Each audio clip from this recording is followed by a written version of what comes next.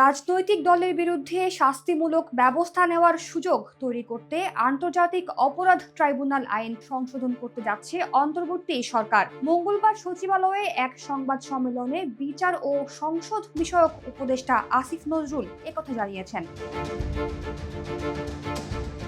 তিনি আরো বলেন, আন্তর্জাতিক অপরাধ ট্রাইব্যুনাল অধ্যাদেশের খসড়া উপদেষ্টা পরিষদকে গ্রহণ করতে হবে। আন্তর্জাতিক দলের শাস্তির সুপারিশ করতে আদালতকে সরাসরি ক্ষমতা দেওয়ার প্রস্তাব রয়েছে।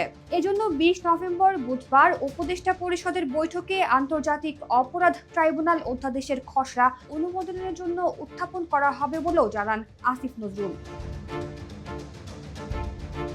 খসড়ায় বলা হয়েছে, আদালত যদি মনে করে তারা রাজনৈতিক দলের বিরুদ্ধে প্রয়োজনীয় শাস্তিমূলক ব্যবস্থা গ্রহণের জন্য কনসার্ন অথরিটির কাছে সুপারিশ করতে পারবে। কনসার্ন অথরিটি হিসাবে আদালত স্বরাষ্ট্র মন্ত্রণালয়, নির্বাচন কমিশনের কাছে সুপারিশ করতে পারে জানিয়ে আইন উপদেষ্টা বলেন, তবে এসব বিষয় খসড়ায় বলা নেই।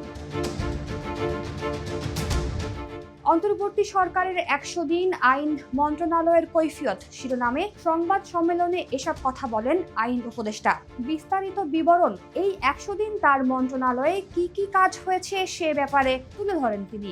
আইন উপদেষ্টা বলেন, গত 1 জুলাই থেকে 5 আগস্ট পর্যন্ত দায়ের হওয়া প্রায় সব ফৌজদারি মামলা প্রত্যাহার করা হয়েছে। 90,000 থেকে 1 লাখ আবেদন যাচাই বাছাই করে 4,300 জন আইন কর্মকর্তা নিয়োগ করা হয়েছে।